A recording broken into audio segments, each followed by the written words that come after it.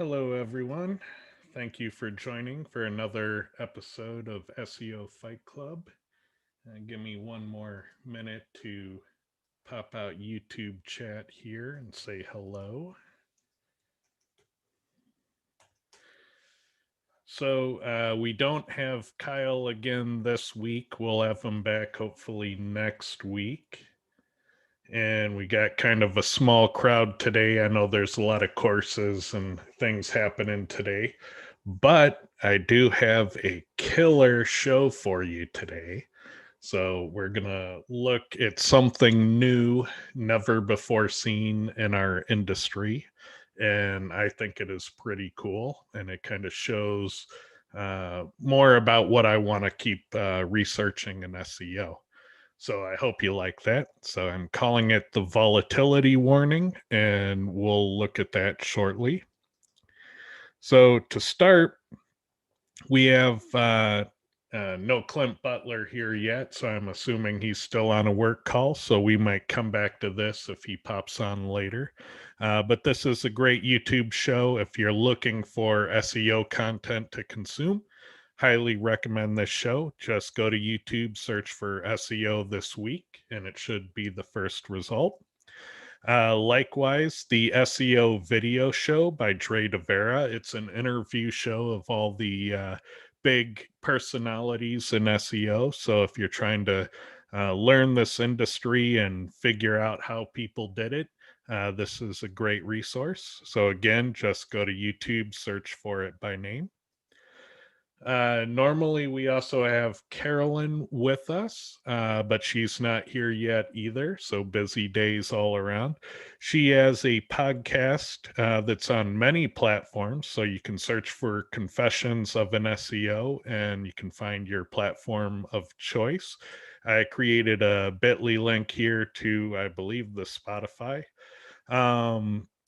So it's a great one. I kind of view it's more like the human side of SEO. And so there's a lot out there that's like, tactical how to. This is more navigating the human side of the SEO equation. And so it's really cool. I think it's like Radiolab, but for SEO. So definitely check that one out. Can search for it in Google. So coming up in IMG. So on July 15th of this month, we launched Matt Diggity's micro course uh on fixing and maintaining your health and your life and your wellness while running an agency. You can't just be good at SEO, you have to be good at sustaining being good at SEO. And so this is kind of the meta course on how you can win the game once you get the technical side down. And then, of course, from our library, we want to remind people about the Google Ads course, Beginner to Winner. It's a great one. It's really popular right now. Also at IMG, we have our Friday featured member coming up. So we like to uh, showcase members so you get to learn the community. We also have on Monday our IMG YouTube show roundup. So we give you ideas on things that you should take a look at. Also, next week on Tuesday, we have the Ask the Kyle Roof. And if you know Kyle Roof, you know he's quite popular in SEO circles. If you don't know him, you probably should. So, this is an IMG event where you can ask him anything you want about SEO, and he is obligated to tell you all of his deepest, darkest secrets. So, that's always a fun one. And then, of course, I would bring us back to next week's SEO Fight Club. So, our topic, today's topic is the volatility warning. So, people have seen in the past that I have this software that I can run that shows the ranking probabilities for a keyword.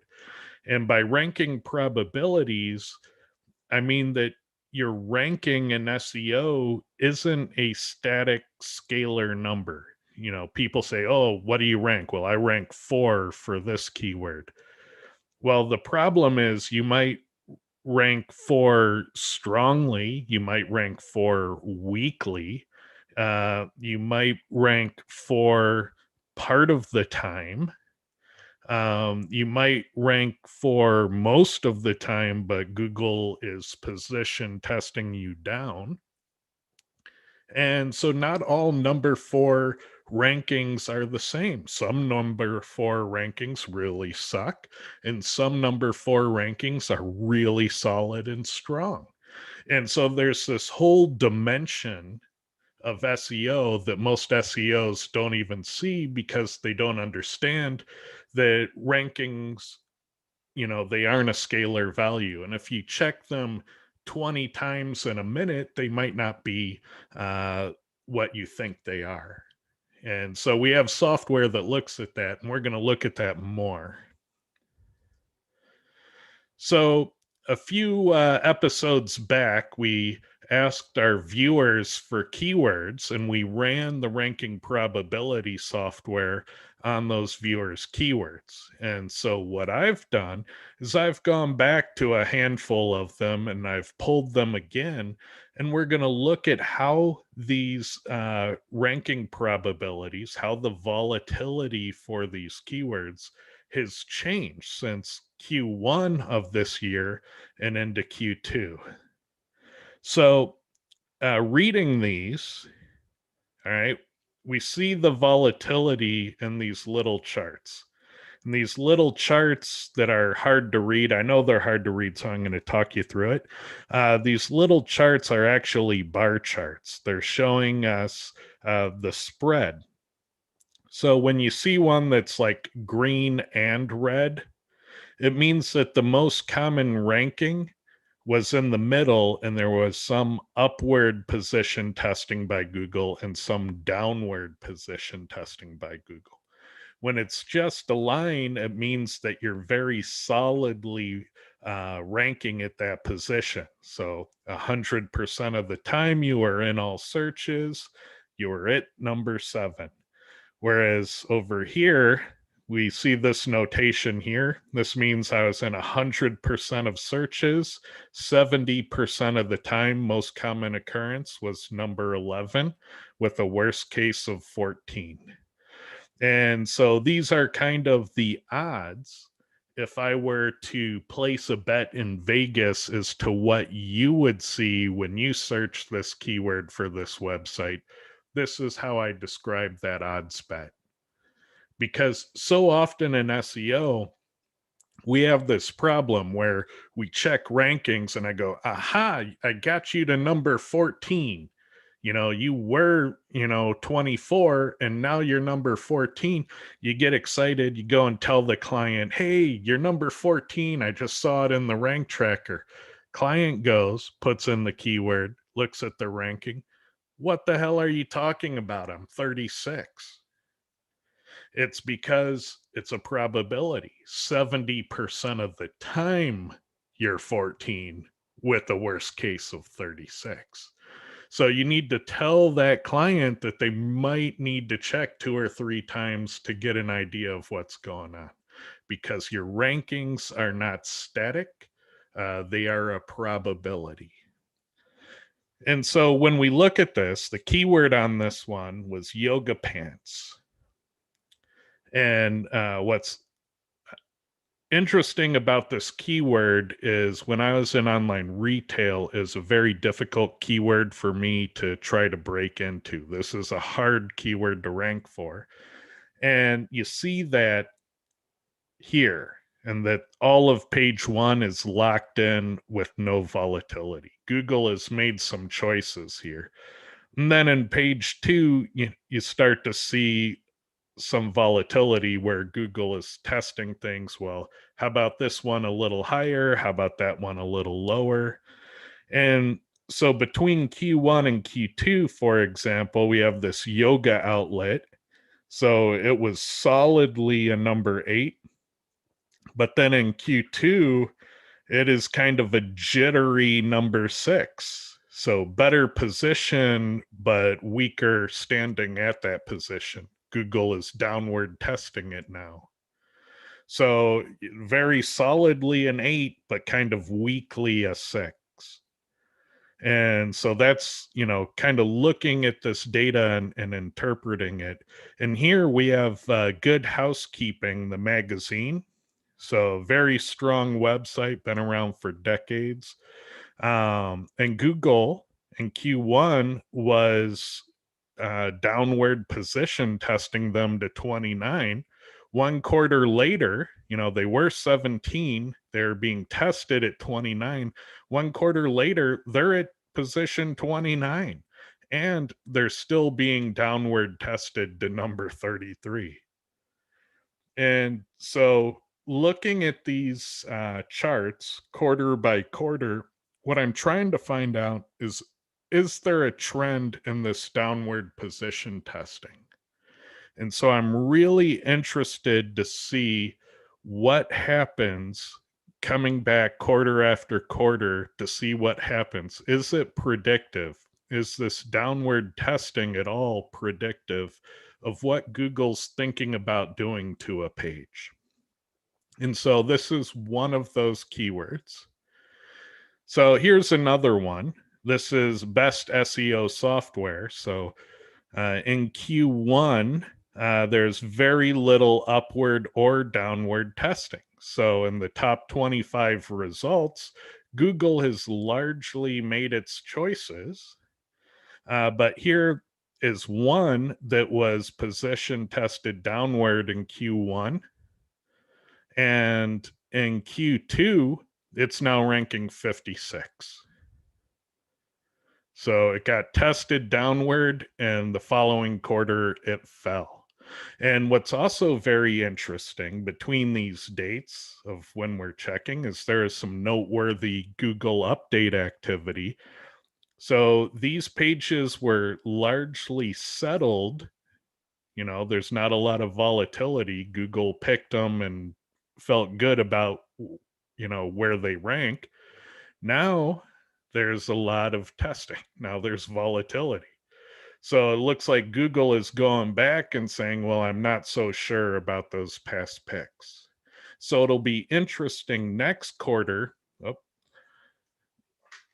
sorry. Let me go back. There we go. It'll be interesting next quarter to see what happens.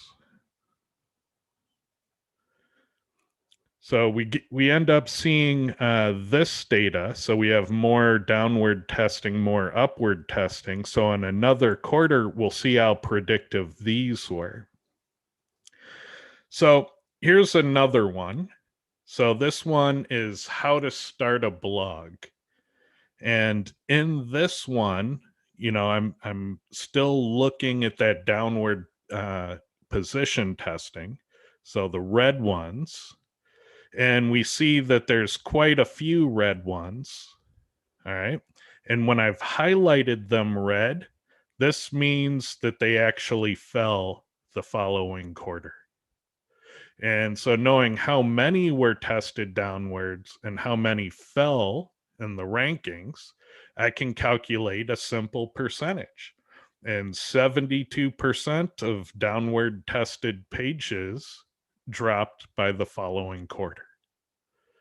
Now, about 50% of upward tested pages had risen by the following quarter, but it's really a much weaker signal there. This is like the best that number got. So it seems like upward position testing is a harder test to pass than downward. Like Google is eager to knock you down, but is going to make you work to move up. And so you can't really trust that upward position testing is going to have a good outcome. But there is this pattern of downward position testing kind of setting an expectation for what's to come. And so that's the thing I'm really interested in, because we're seeing, solid numbers from last quarter to this quarter that downward position testing is a fairly reliable indicator that there may be bad things in your future. So let's look at another one. So this keyword is Invisalign dentist. So looking at it again, 80% of the downward tested uh, rankings, 80% of them had dropped by the following quarter. So that's, we're definitely seeing a pattern. If Google is downward testing, there are strong odds that something bad is coming. And so I'm really eager to find out next quarter if that pattern continues to be predictive for the current state.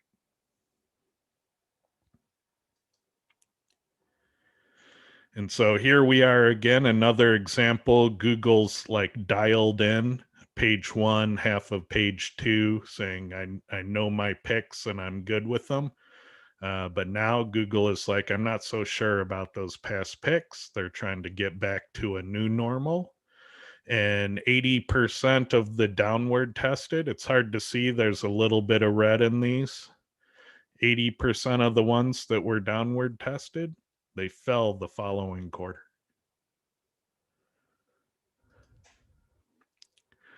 So another keyword, executive search. Same thing, 73% of downward tested pages had dropped by the following quarter. There's a lot of volatility in this keyword, and 73% of those tested downward actually did fall.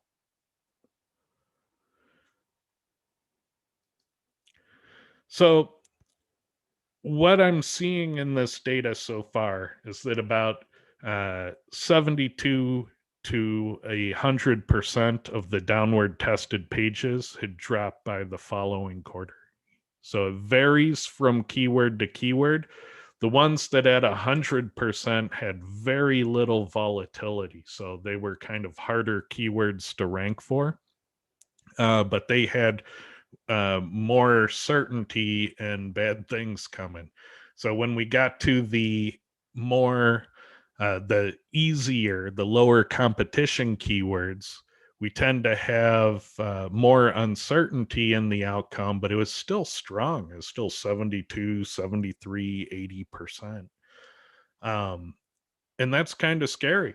And so how this will manifest, because most of you don't have this tool that's in my toolbox, but you can get this data without that tool.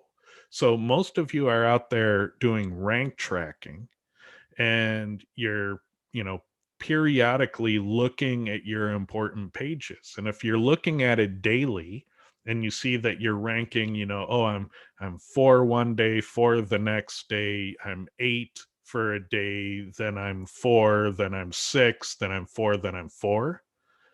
I mean, that's downward position testing. So if you're seeing that behavior in your rankings, you probably want to preemptively do something about that if that page is critical to your business.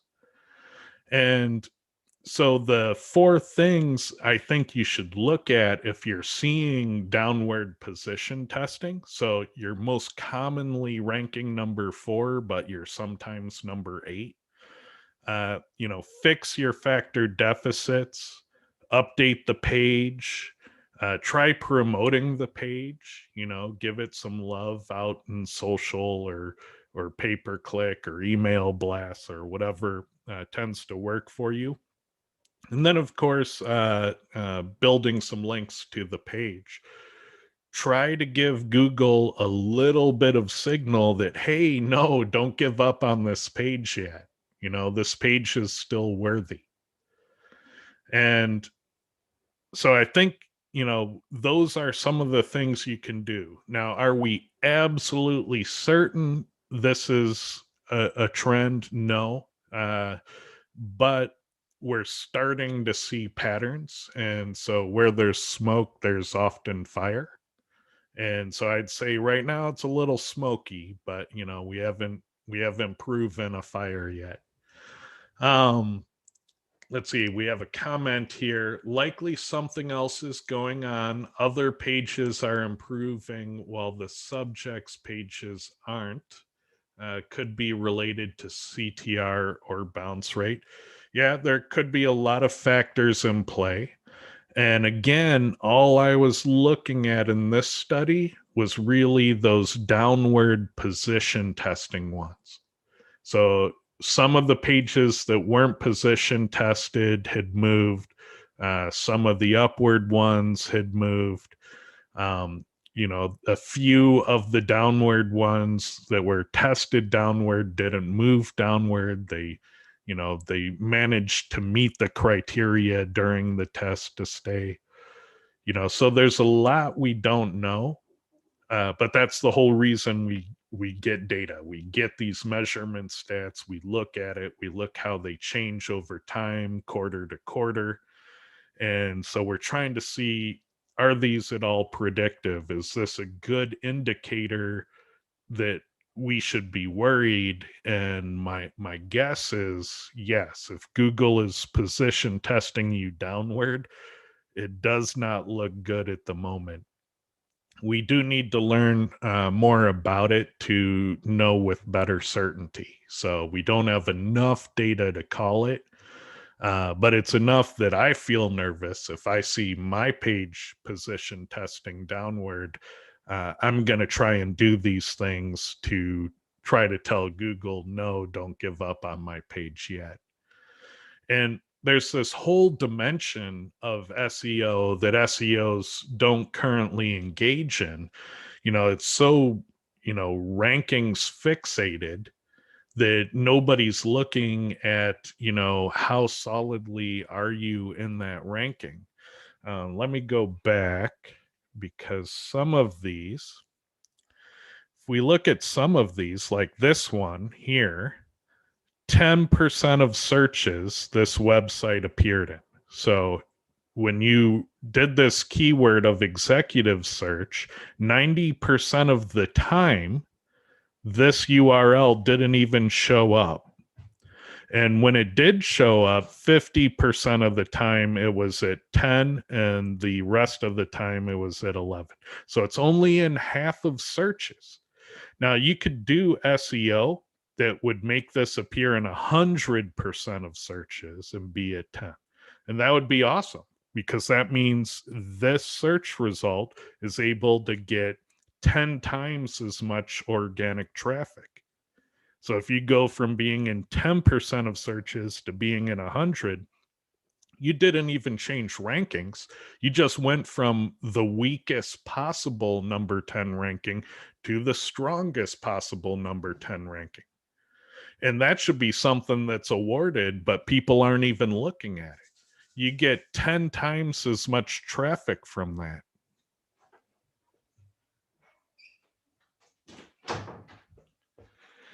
So, that's an important thing when you're doing SEO, is to consider the strength of the ranking. And that's not something you will find people talking about. People don't know that not all number 10 rankings are the same, and that you could do SEO on a page. Your ranking won't even change, but it'll yield a 10x, increase in traffic. That is totally possible. And it's because of this time sharing and position testing that we see, because rankings are a probability and they're not a static value. And so, yeah, it's very important to understand these concepts. And it can also keep you from getting fired. Like I said at the beginning, if you tell a client, hey, I got you to number 14. I checked the rankings this morning, you're number 14, and your client checks and you're number 26. And they're like, what the hell are you talking about? This guy's a clown. Can't even get the ranking right. But if you would have told that client that, 70% of the time you're number 14, you may need to check it a few times to get the full story. And that's a very important distinction. And I don't hear SEOs talking that way. They don't talk about it in terms of it being a probability. And if you don't manage it, yeah, you're going to look bad a lot. So, again, what can you do about it? You can fix your factor deficits using tools like Page Optimizer and Cora. You can simply update the page, get the publish date incremented, freshen the content so Google sees that there's a change, add some new information to it if that's available. Again, promoting the page, go to social, let people know that content exists. Find people asking about the topic of the page and then refer them to the page. Get that traffic signal going.